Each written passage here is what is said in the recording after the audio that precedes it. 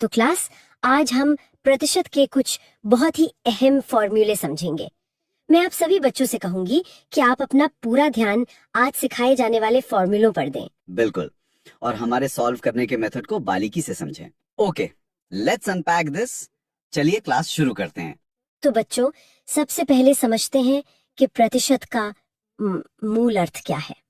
शब्द पर ध्यान दें, प्रतिशत। इसका सीधा सा मतलब है प्रति सैकड़ा, यानी हर 100 पर, है ना? हाँ बिल्कुल।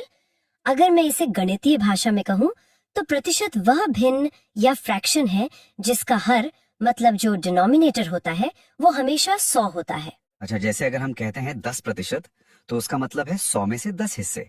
एकदम सही पकड़ा आपने। इसे हम 10/100 लिखते हैं। क्लास, अगर इसे बिल्कुल आसान भाषा में समझें, तो मान लीजिए आपके पास कोई राशि है और उसमें 10% की वृद्धि हो रही है। हाँ, तो इसका मतलब है कि उसका नया मान अब पहले मान का 110% हो गया है। बिल्कुल, 100 तो वो खुद था ही, 10 और जुड़ गया। और इसी तरह अगर किसी राशि में 20% की कमी हो रही है तो वो 100 से घटकर अपने पहले मान का 80% रह गया है। समझ रहे हो बेटा, बेस वैल्यू हमेशा पुरानी आई ही रहेगी। सही कहा। तो चलिए अब प्रतिशत वृद्धि ज्ञात करने का पहला फॉर्मूला देखते हैं। सभी बच्चे अपनी कॉपी में नोट करें। हाँ, फॉर्मूला बहुत जरूरी है। प्रतिशत वृद्धि बराबर अंश में लिखेंगे कुल वृद्धि गुणा 100 और इस पूरे के बटा में आएगा प्रारंभिक मान। चलिए इसे एक उदाहरण से हल करके देखते हैं क्लास। मान लीजिए एक व्यक्ति की आय 80 रुपए प्रतिदिन है, परंतु कुछ दिनों बाद उसकी आय 96 रुपए प्रतिदिन हो गई। तो यहाँ आय में सीधे सीधे 16 रुपए की स्पष्ट वृद्धि हुई है। बिल्कुल। तो क्लास, अब इसे फॉर्मूले में रखते हैं। हमारी प्रतिशत वृद्धि होगी अंश में 16 गुणा 100 और हर यानी बटा में आएगा 80। हाँ, अब कैलकुलेशन देखिए बच्चों। 16 से 80 को काटते हैं तो 5 आता है, तो अब हमारे पास बचा 100/5। और 100 को 5 से भाग देंगे तो 20 आएगा, यानी हमारी प्रतिशत वृद्धि 20% निकल कर आती है। समझ रहे हो बेटा, हमेशा याद रखना कि बेस वैल्यू पुरानी आय 80 रुपए ही रहेगी, ना कि 96 रुपए। एकदम सही कहा आपने। अब प्रतिशत कमी ज्ञात करने का भी एक सीधा सा उदाहरण देख लेते हैं क्लास। हाँ बिल्कुल, कमी वाला कॉन्सेप्ट भी जरूरी है। मान लीजिए एक व्यक्ति की मासिक आय 6000 रुपए थी। यदि किसी कारणवश उसकी आय 20% घट जाए तो व्यक्ति की नई आय क्या होगी? सीधी सी बात है, नई आय प्रारंभिक आय का सिर्फ 80% ही रह जाएगी। बिल्कुल। तो हम सीधे 6000 का 80% निकालते हैं। 6000 गुणा 80/100। तो 100 के 2 शून्य से 6000 के 2 शून्य कट जाएंगे। हाँ, बचेगा 60 गुणा 80 जो होता है 4800 रुपए। स्टूडेंट्स, अब हम थोड़ा आगे बढ़ते हैं और देखते हैं कि परीक्षाओं में प्रतिशत के कितने प्रकार के प्रश्न पूछे जाते हैं। बिल्कुल। प्रतिशत के इस अध्याय में विभिन्न परीक्षाओं में कुल 11 प्रकार के प्रश्न बनते हैं। 11 प्रकार, मतलब काफी वैरायटी है। हाँ, और हम इन्हें स्टेप बाय स्टेप सॉल्व करेंगे।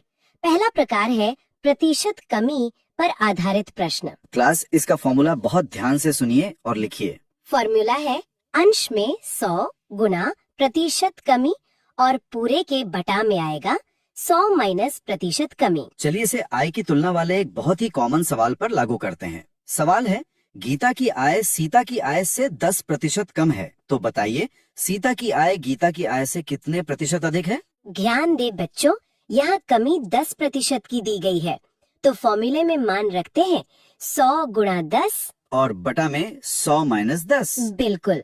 ऊपर हो जाएगा 1000 और नीचे 100 में से 10 गए तो 90 बचेगा। मतलब हमारे पास भिन्न है 1000/90। हाँ, शून्य से शून्य काटेंगे तो बचेगा 100/9 और जब हम 100 को 9 से भाग देंगे तो उत्तर आएगा 11 सही 1/9%। बढ़िया। अब दूसरा प्रकार देखते हैं, जो है प्रतिशत वृद्धि पर आधारित प्रश्न। इसका फॉर्मूला पिछले वाले से बस थोड़ा सा अलग है। ऊपर 100 गुणा प्रतिशत वृद्धि और बटा में 100 प्लस प्रतिशत वृद्धि। तो सवाल देखते हैं। राम की आय श्याम की आय से 20% अधिक है। ज्ञात कीजिए कि श्याम की आय राम की आय से कितने प्रतिशत कम है। यहाँ वृद्धि 20% की है। फॉर्मूले में रखते हैं 100 गुणा 20 बटा 100 प्लस 20। अंश में हो गया 2000 और हर में 120, यानी 2000/120।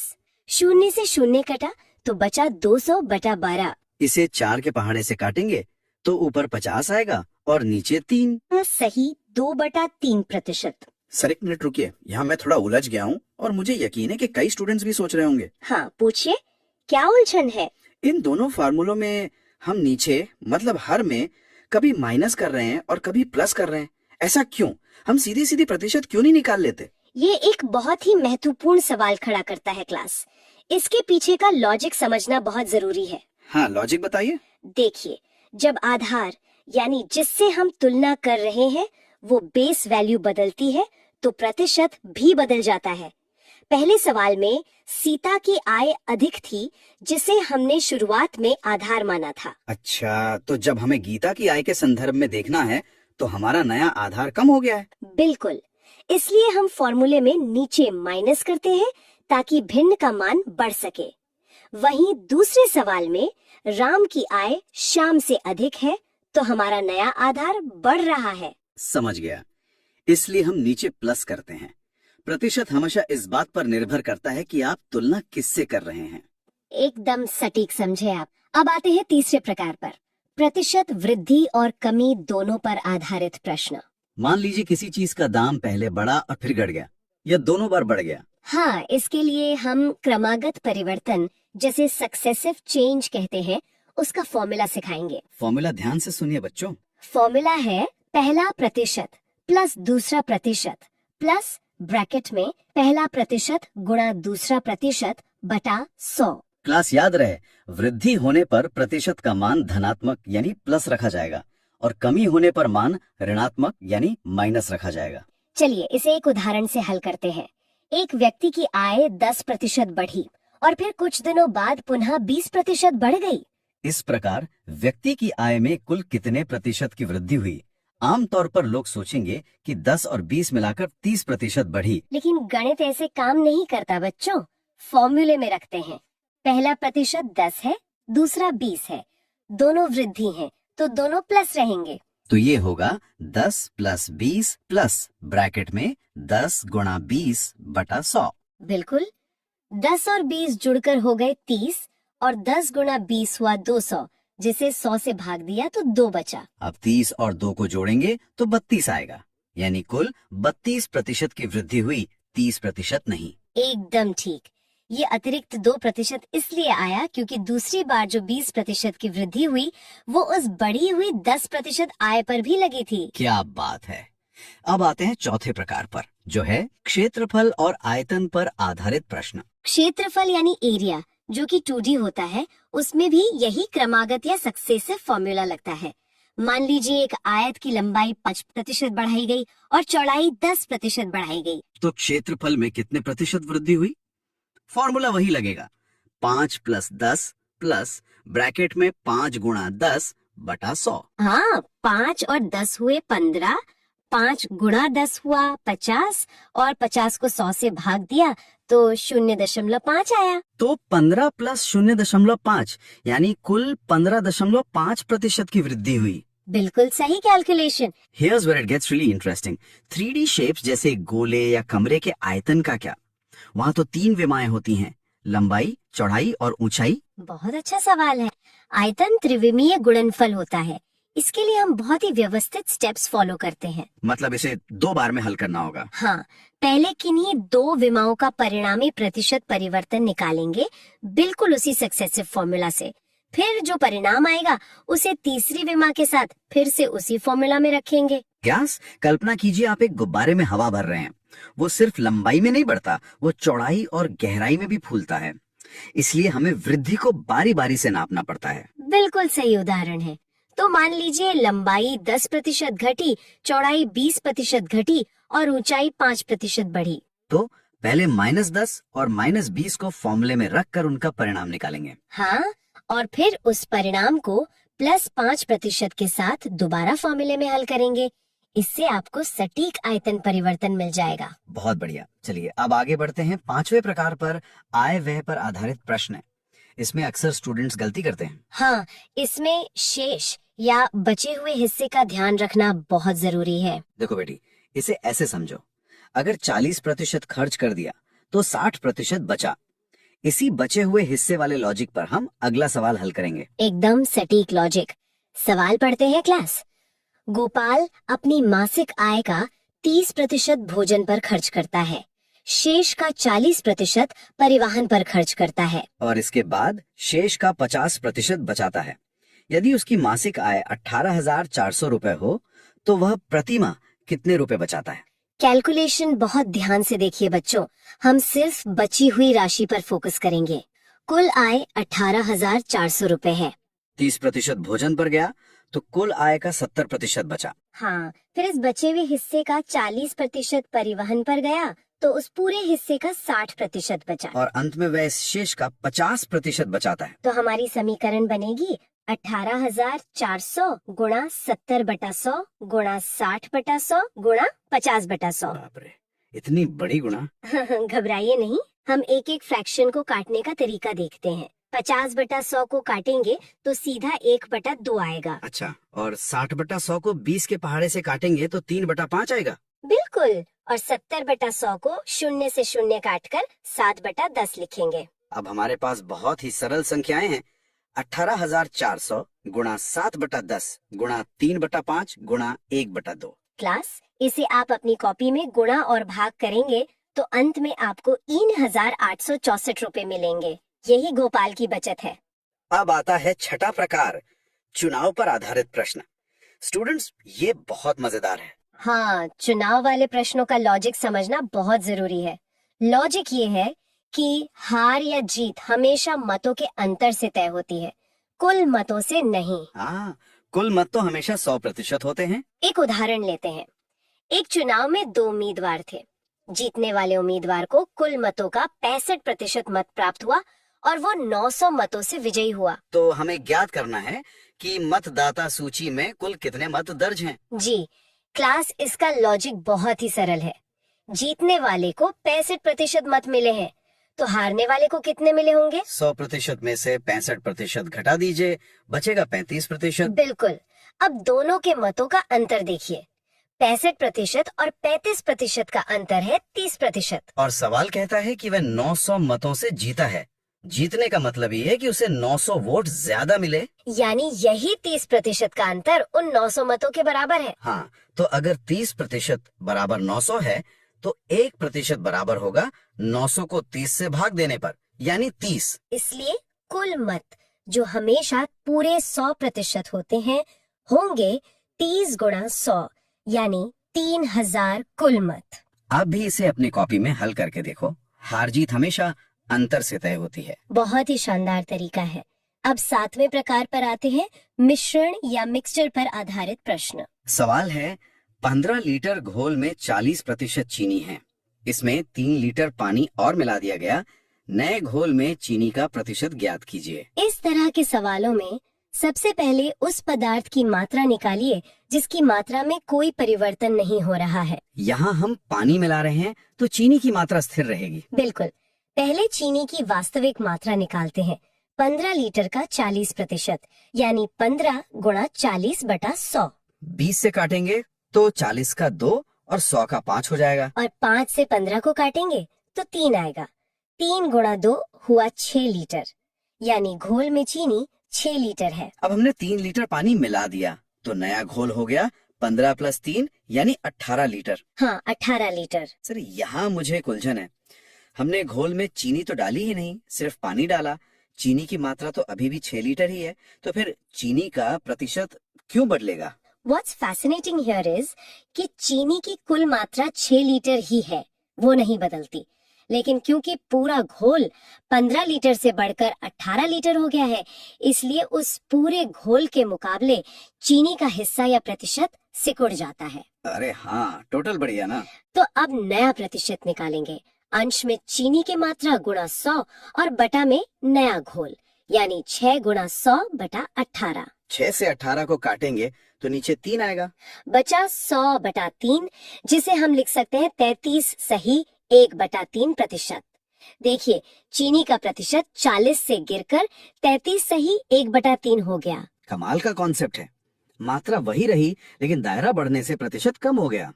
अब 8वें प्रकार की ओर बढ़ते हैं, जनसंख्या पर आधारित प्रश्न। जनसंख्या वृद्धि के लिए हम जो फॉर्मूला देते हैं वो चक्रवृद्धि ब्याज यानी कंपाउंड इंटरेस्ट के फॉर्मूले जैसा ही होता है। क्योंकि जनसंख्या भी बढ़ी हुई आबादी पर बुआर बढ़ती है ना। एकदम सही। फॉर्मूला है A बराबर P गुणा ब्रैकेट में 1 प्लस R बटा 100 और ब्रैकेट बंद करके उसकी घात या पावर T। यहाँ P वर्तमान जनसंख्या है, R वृद्धि की दर है और T समय है। चलिए एक उदाहरण हल करते हैं। किसी नगर की वर्तमान जनसंख्या 1 लाख है, वहाँ 10% वार्षिक दर से वृद्धि हो रही है। 3 वर्ष बाद नगर की जनसंख्या कितनी हो जाएगी? फॉर्मूला में मान रखते हैं, P की जगह 1 लाख रखेंगे, R की जगह 10 और T की जगह 3। तो 1 लाख गुणा ब्रैकेट में 1 प्लस 10 बटा 100 की घात 3। ब्रैकेट के अंदर 10 बटा 100 को काटेंगे तो 1 बटा 10 बचेगा। 1 में 1 बटा 10 जोड़ेंगे तो 11 बटा 10 आएगा। अब इस 11 बटा 10 को 3 बार गुणा करेंगे क्योंकि समय 3 वर्ष है। 1 लाख गुणा 11 बटा 10 गुणा 11 बटा 10 गुणा 11 बटा 10। नीचे के 3 10 से 3 शून्य बनेंगे जो 1 लाख के 3 शून्यों से कट जाएंगे। बचेगा 100 गुणा 11 गुणा 11 गुणा 11। 11 का घन या क्यूब 1331 होता है। तो 100 गुणा 1331 हो गया 1,33,100। यही हमारी 3 वर्ष बाद की नगर की जनसंख्या होगी। बिल्कुल। अब हम 9वें प्रकार पर आ गए हैं, संख्याओं पर आधारित प्रश्न। इसका एक सीधा सा उदाहरण लेते हैं क्लास। मान लीजिए पहली संख्या का 80% दूसरी संख्या के 50% के बराबर है। तो दोनों संख्याओं का अनुपात क्या होगा? इसे सीधा समीकरण में लिखते हैं। पहली संख्या गुणा 80 बटा 100 बराबर दूसरी संख्या गुणा 50 बटा 100। दोनों तरफ के बटा वाले 100 आपस में कट जाएंगे। हाँ, 80 और 50 के शून्य भी कट जाएंगे। तो हमारे पास बचेगा पहली संख्या गुणा 8 बराबर दूसरी संख्या गुणा 5। इसका मतलब हुआ कि पहली संख्या दूसरी संख्या का 5 बटा 8 हिस्सा है। बहुत आसान था ये तो। हाँ, बिल्कुल आसान था। अब 10वीं प्रकार की ओर बढ़ते हैं। और मेरी बात ध्यान से सुनिए बच्चों, ये सबसे ज्यादा एग्जाम में आता है। परीक्षा में फेल पास पर आधारित प्रश्न है। इसमें 2 महत्वपूर्ण कॉन्सेप्ट हैं। पहला है वेन डायग्राम वाला प्रश्न। जैसे किसी परीक्षा में एक विषय में 65% विद्यार्थी उत्तीर्ण हुए और 35% अनुत्तीर्ण हुए। हाँ, अगर हमें कुल उत्तीर्ण प्रतिशत निकालना हो जब 2 विषय दिए हो तो उसका फॉर्मूला है 100 माइनस ब्रैकेट में पहले विषय में अनुत्तीर्ण प्रतिशत प्लस दूसरे विषय में अनुत्तीर्ण प्रतिशत माइनस दोनों विषयों में अनुत्तीर्ण प्रतिशत। तो क्लास इस फॉर्मूले का मुख्य नियम यह है कि हमें पहले उत्तीर्ण वाले आंकड़ों से अनुत्तीर्ण वाले आंकड़े निकालने होंगे और फिर उन्हें 100 में से घटाना होगा। बिल्कुल सही। अब इसी में न्यूनतम पासिंग मार्क्स वाला दूसरा कॉन्सेप्ट देखते हैं। सवाल है, एक परीक्षा में एक छात्र को 30% अंक मिले और वो 30 अंकों से फेल हो गया, और दूसरे छात्र को 35% अंक मिले और वो पासिंग लाइन से 30 अंक ज्यादा ले आया। परीक्षा का पूर्णांक यानी टोटल मार्क्स ज्ञात कीजिए। बच्चों इसका लॉजिक बहुत ही ध्यान से सुनना क्योंकि ये थोड़ा ट्रिकी हो सकता है। अगर हम इसे एक बड़ी तस्वीर के रूप में देखें क्लास, हमें दोनों छात्रों के बीच का गैप या अंतर देखना है। पहले छात्र को 30% मिले, दूसरे को 35% मिले, तो उनके प्रतिशत का अंतर कितना है? 35 माइनस 30 बराबर 5%। बिल्कुल। अब उनके अंकों का अंतर देखिए। पहला छात्र पासिंग लाइन से 30 अंक पीछे है यानी -30, और दूसरा पासिंग लाइन से 30 अंक आगे है यानी +30। दोनों के अंकों के बीच का कुल अंतर हुआ 30 + 30 बराबर 60 अंक। इसका सीधा सा मतलब है कि परीक्षा के पूर्णांक का 5% ही 60 अंक के बराबर है। तो क्लास कैलकुलेशन एकदम साफ है।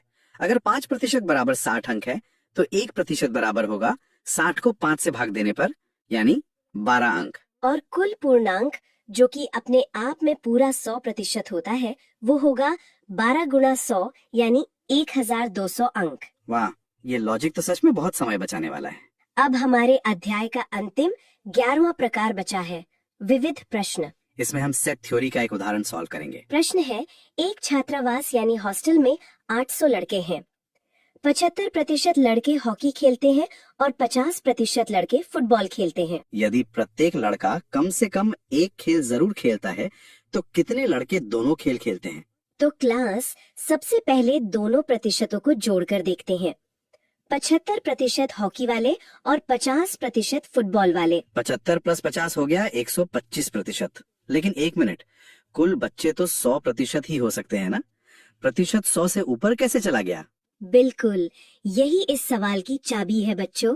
जो हिस्सा 100% की सीमा से ऊपर जा रहा है वही उन लड़कों का प्रतिशत है जो दोनों खेल खेलते हैं, क्योंकि उनकी गिनती हॉकी में भी हो गई और फुटबॉल में भी। अच्छा, तो 125 - 100 = 25%, यानी 25% लड़के हॉकी और फुटबॉल दोनों खेलते हैं। एकदम सही। अब हमें कुल संख्या दी गई है 800, तो 800 का 25% निकाल लेते। 800 × 25/100। 2 शून्य से 2 शून्य कट जाएंगे, बचेगा 8 × 25 जो कि 200 होता है। अतः 800 में से 200 लड़के दोनों खेल खेलते हैं।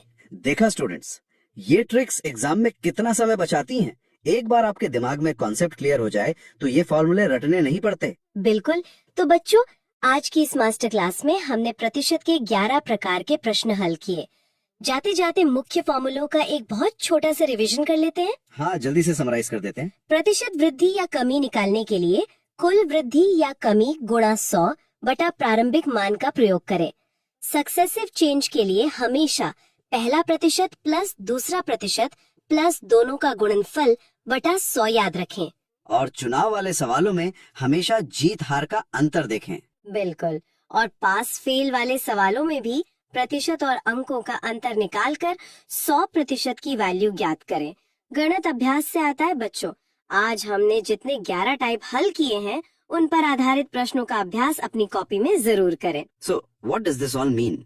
जरा सोचिए, जब हम बाजार में किसी दुकान पर 50% + 50% ऑफ का बड़ा सा बोर्ड देखते हैं तो क्या वो सामान हमें असल में मुफ्त यानी 100% छूट पर मिल रहा होता है? बिल्कुल नहीं। सही कहा आपने। आज जो हमने प्रतिशत वृद्धि और कमी या सक्सेसिव परसेंटेज के फॉर्मूले सीखे हैं उनसे खुद कैलकुलेट करके देखिएगा कि असल में कितनी छूट मिल रही है। जवाब मैं नहीं बताऊंगा, आप खुद हल करेंगे।